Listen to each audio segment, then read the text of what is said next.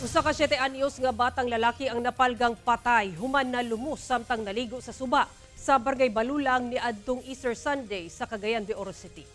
Ang unta selebrasyon sa pagbanhaw sa ni Hesukristo ni adtong adlawng Domingo nahimong katapusan sa kinabuhi sa usa ka 7 anyos nga batang lalaki human kini nalumos samtang naligo sa Cagayan de Oro River.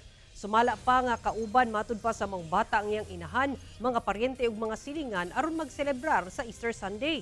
Apan mibiya matud pa ang iyang inahan tungod dunay gikuha sa ilang balay nga duulang sab sa lugar sa nahitabuan.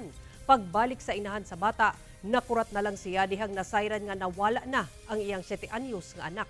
Dali silang nanawag og Oro Rescue aron mapangita ang bata. Mitabang nasabang Philippine Coast Guard sa rescue operation.